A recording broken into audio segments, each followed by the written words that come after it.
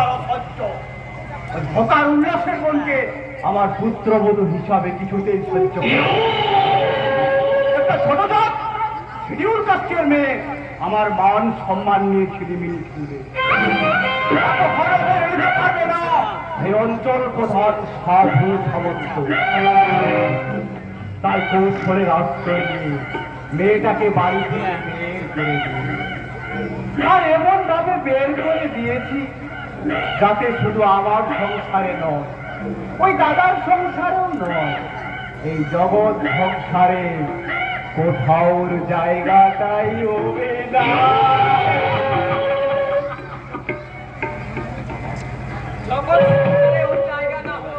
আমার হৃদয় সংসার থেকে আজকে কেউ শোনাতে পারবেন না বাবা।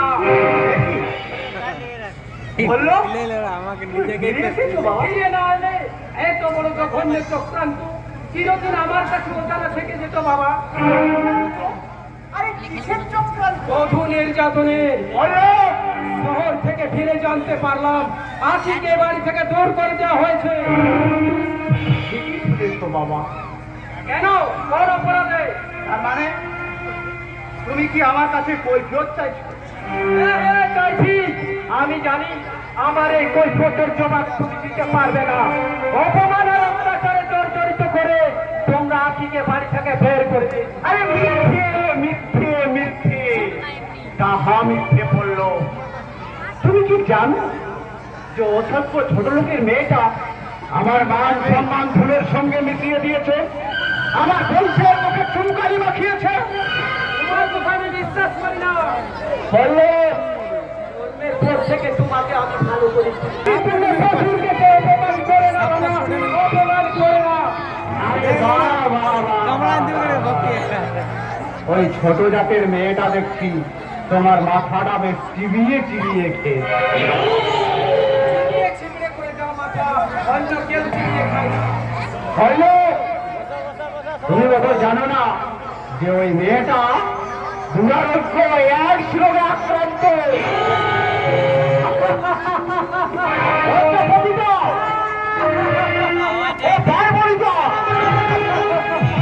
এইডস রোগের জীবাণু নিয়ে বহন করে বেড়াচ্ছে। আমি বিশ্বাস করি না। হইলো এটা আমার কথা নয় বাবা, কলকাতার দামি ল্যাবরেটরি রক্তের এই কাজটি পজিটিভ। তোমার কোনো চিন্তা নেই, তোমাকে আমি আবার আমার বন্ধু রাজের আপনারা বসে পড়ুন, বসে পড়ুন, আপনারা বসে পড়ুন, আপনারা বসে পড়ুন। মনে রেখো এই অঞ্চল প্রধান সাধু সামন্ত এই অবাধ্য সন্তানকে সাহায্য করতে জানে। সন্তান সাহায্য করার আগে নিজের বিবেকটাকে শোধন করে গৃহলক্ষ্মীর বোধন করো বাবা, গৃহলক্ষ্মীর বোধন। কাছে না, এক রোগাক্রান্ত মেয়েটার কাছে তোমার চাওয়া হবে না। আমি তাকে এবারই সর্বস্ব ত্যাগ করেছি। শুধু আখিকে নয়, আমাকেও ত্যাগ করুন। আমি স্বেচ্ছায় আপনার ঐশ্বর্যের প্রাসাদ ছেড়ে চলে তুমি কি জানো যে এক কত ভীষণ সংগ্রাম? বাবা, আখিকে আমি ভালোবাসি, আর সেই ভালোবাসা কি সার্থক করতে আখির স্মৃতিতে পড়িয়ে দিয়েছি স্বামীর কর্তব্য করতে আখির হাত ধরে বেরিয়ে পড়বো রাস্তায়। তবু মৃত্যুর উভয়ে আমার প্রাণীর প্রিয়টিকে ত্যাগ করে ওর অভিজ্ঞানের মামা হিসাবের পরিচয় দিতে পারবো না বাবা, পারবো না। আমার কথার অবাধ্য হও না, তাতে কিন্তু ফল ভালো হবে না। বাবা যদি বাধ্য হই, সন্তান কখনো বাধ্য হই। আপনার জঘন্য চক্রান্তে যুবক রাষ্ট্রে আমার প্রেমেরই কুসুম আখিকে বলি দিতে পারবো না। তাই এই অমার্জনীয় অপরাধের জন্য তুমি বাবা হয়ে নয়, মানুষ হয়ে আমাকে ক্ষমা করো, মানুষ হয়ে আমাকে ক্ষমা করো।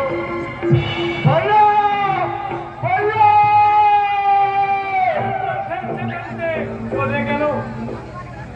আরে অপদার্থ কাপুরুষ, সামান্য একটা মেয়ের জন্য আজকের যুগে যে পুরুষ কাঁদে সে তো অপদার্থ বা পুরুষ। আমাদের বাবু খুব ভালো লোক, সে আকিকে ভালোবাসে, মন প্রাণ দিয়ে ভালোবাসে। থাক, তোকে আর ওকালতি করতে হবে না। পল্লব কোথায় গেল খোঁজ কর, যেমন করে পারিস ওকে ফিরিয়ে নিয়ে আয়। আর না আসতে চাইলে পায়ের জুতোকে সবসময় পায়ের নিচে রাখতে হয়, কখনো মাথায় তুলতে নেই। Just shut up, rascal!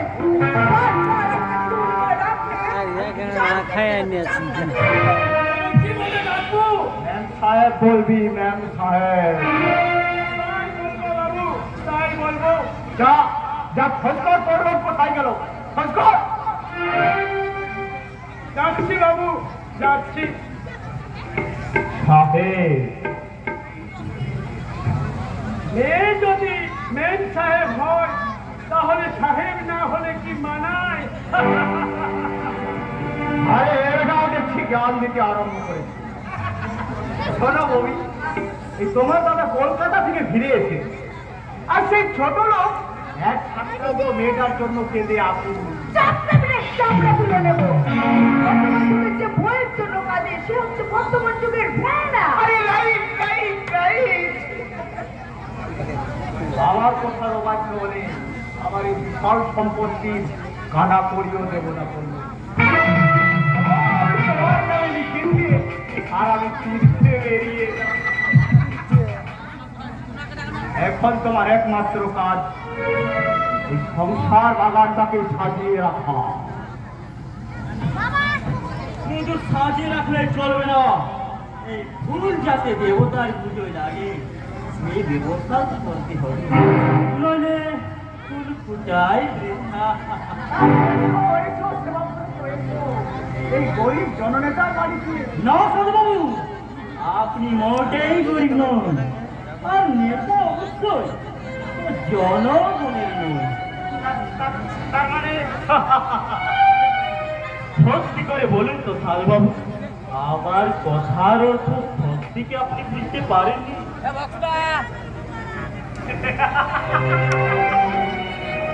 তুমি দেখছি খুব রসিক আছো। বসিয়ে না বলে যে বসিয়ে দেবেন সাধুবাবু।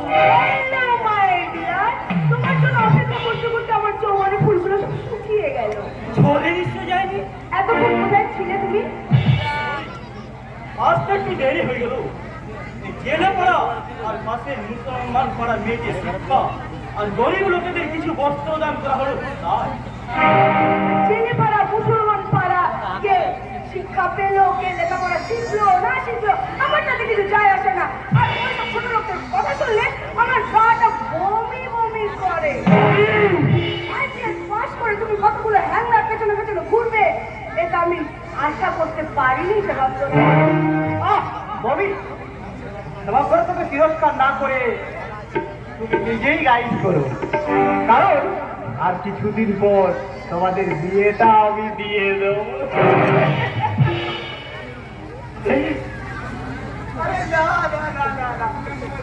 সকাল খালি সবুজ ধানকে বাতাসি নবীন ধানের প্রবীণ গন্ধ আর ওই দিগন্ত বিস্তৃত নীল সুনীল আকাশ।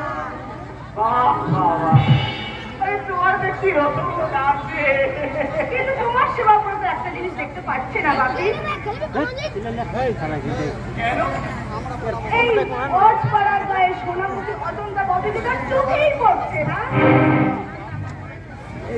সত্যি এই গ্রাম বাংলায় তোমার মতো মেয়ে পথ তবে লক্ষ্য রেখো, এই উগ্র আধুনিকতার নেশায় মুক্ত হয়ে এই গ্রামে সংসার বিজ্ঞাপন করো না। ওসব ছোট লোক চাষা কৃষকে চাবুক মারাটাই আমার একমাত্র হবি। তোমার ওই চাবুকটা গরিব ভাগাদের দিকে বসে না, কারণ তারা ছোট লোক হলেও ওরা মানুষ, চরিত্র, নারায়ণ। তোমার ওই অহমিকা চাবুকের কাদের পিঠে পড়লে কি করবো শিখলে? আচ্ছা মুখে কিছু না দিয়ে চলে আছে। কেন জেলে পাড়া কোন ছেলে হলো কি মরলো তার হিসাব রাখতে, তারপর মুসলমান পাড়ায় বস্ত্র বিতরণ করতে। নর নারায়ণ সেবা, বাহ, খুব ভালো বলেছে।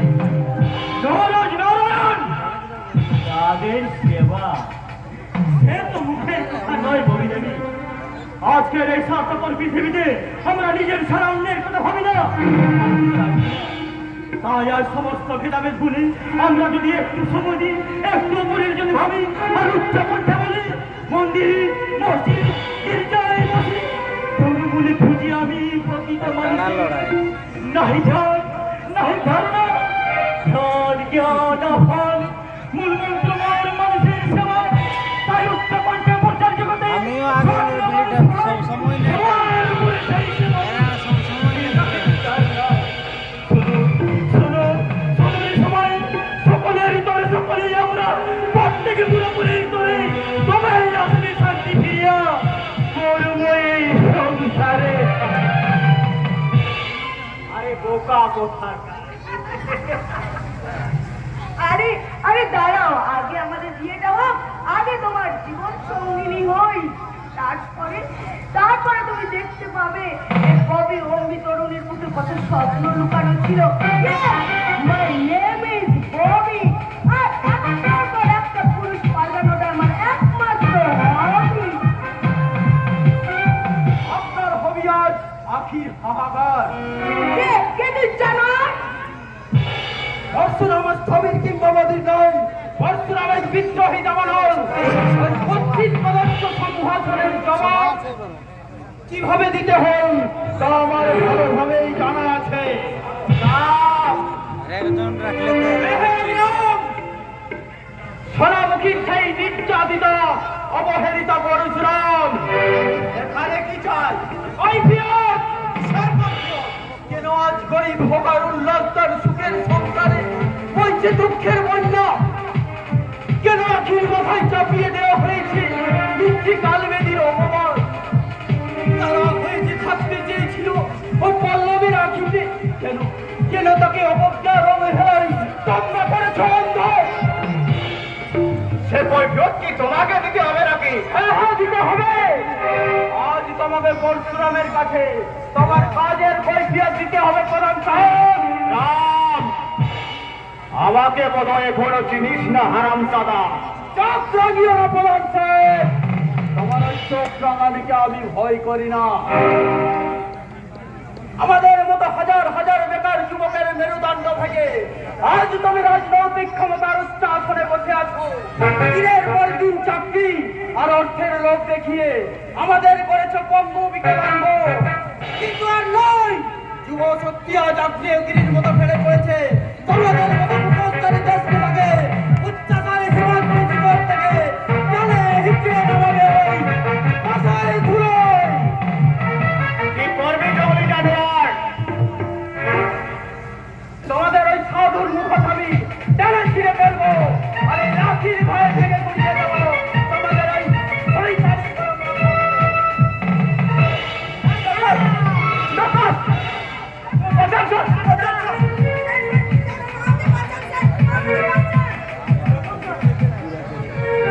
এখন প্রকাশ্য দিবালোকে এই ভদ্রলোকের বাড়িতে চড়াও হয়েছে।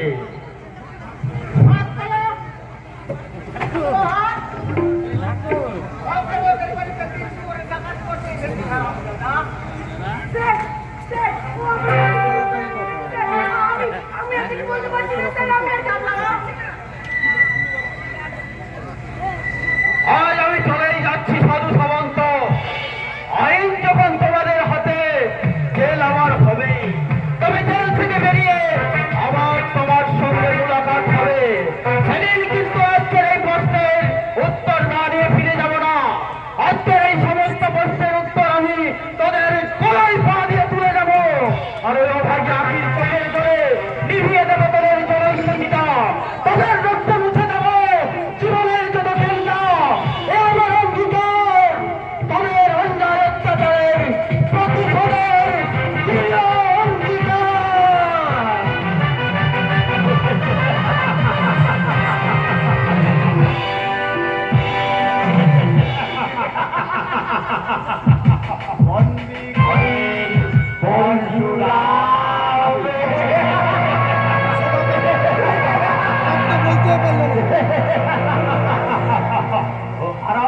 জানে না যে অনেক দূরে এগিয়ে গিয়েছিলে। তুমি চেয়েছিলে ওই ছোট লোকগুলোর নেতা হতে। আরে তাই তো তোমাকে থেকে দিয়ে পাঠিয়ে দিতে বাধ্য হলাম। এভাবে আমার বিরুদ্ধে যে মাথা তুলতে চাইবে তাকে চিরদিনের মতো সরিয়ে দেব পুরো দুনিয়া থেকে।